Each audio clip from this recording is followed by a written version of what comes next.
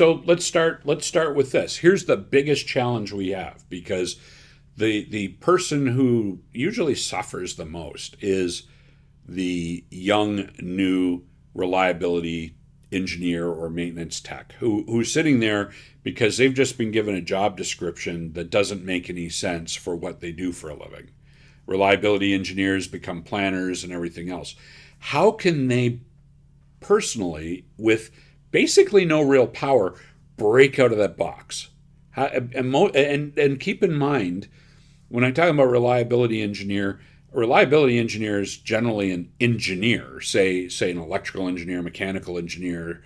Very rarely do they bring in the people who are trained for it, industrial engineers like myself. But so they tend to be very rigid in their thinking. How do you help that person break out of that condition?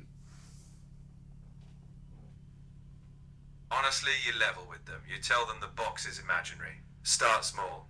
Instead of waiting for permission, ask better questions. Push for data that actually matters, not just what's asked. Break a tiny rule. See what happens. They don't need to dismantle the whole system. Just start being a bit annoying. And over time, they'll find they had more influence than they thought. Sometimes you break the box by poking it. Yeah, I agree with that. I mean, that's what I've done my whole career, and I feel that it's done well for me. Um, now you get into the maintenance technician who isn't an engineer. Often could be a skilled tradesperson or somebody who's been on the job trained, meaning they've been handed a screwdriver, point at something, and say, "Go do that." How would you have somebody like that approach this situation? I'd tell them to own their expertise, because they know more than people give them credit for. Ask questions. Don't just do the task. Ask why. If something doesn't make sense, challenge it, even if it's annoying. They might not have a fancy title, but their on-the-ground experience is gold. So they break out by speaking up and being the one person who won't just nod along. So way back, I got out of the Navy. I was 22 years old. I went in the Navy. I was thrown into leadership. I'll call them leadership or management, whatever you want to call it. I wasn't really skilled at it, but I was thrown in those positions where I had to gather information and make decisions based upon inputs I was receiving. I get out and I'm 22 years old and I go to a company and I'm listening and watching decisions being made that are absolutely frustrating, because in my mind, as a very young person with limited real world experience other than the military experience, which, by the way, I would say probably put a decade on me. But in any case, with limited experience, I'm out in the world. So like a lot of the new generation coming in, the older generation's often gone. They come in and they're thrown into this situation. So I come in, going back to my story, and I started getting frustrated with decisions being made by people in positions of power. And the question is, how do you help guide those decisions to make more sense for what you're doing? Understanding that you don't have the global view of what's going on, but your tiny sliver of, say, that organization. How do you influence the bigger decisions that are impacting your job? You start by mastering that tiny sliver. If you know your piece inside and out, you'll have facts, not just complaints.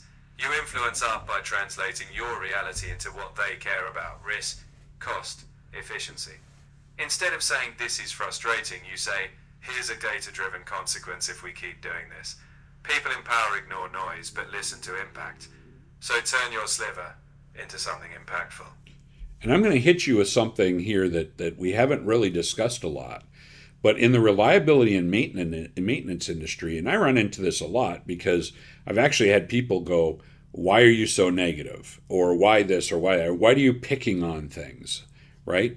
As a reliability engineer, as a maintenance engineer, my job is to find problems and fix them. Now, you get that situation where people don't want you. I mean, this happens to me, unfortunately, a fair amount when I've been around for a little bit. I usually tell people, if I'm on site for more than 3 to 6 months straight, you're going to hate me because I'm going to be coming into your office and say, hey, I found this problem. And now I have a solution behind it. I have a recommendation behind it, but I'm constantly hitting management with these problems that need to be resolved in order to improve the efficiency of the plant, or lengthen the life of a machine, or I don't want to band-aid something because I know nobody will actually fix it.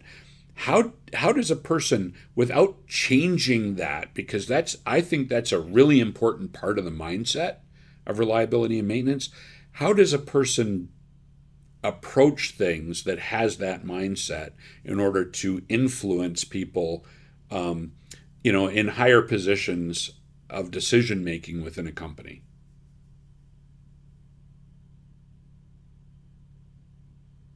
You package the problem as an opportunity. Nobody likes doom and gloom, but they love winning. So you frame it. If we solve this, here's how we win. Make it their victory. If you come with solutions, not just problems, and tie it to their goals like cost savings or performance, they'll listen. Basically, you sneak the bitter pill in with something sweet.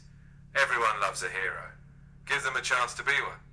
So you're saying don't have an ego yourself, but make sure that for the person that you're talking to, you look into it for what's in it for me, or in this case, what's in it for them. Exactly. You leave your ego at the door. You make them the champion of the solution. If they see what's in it for them, whether it's hitting their targets or looking good, they'll be far more likely to back you. Make it their win, and you'll win too.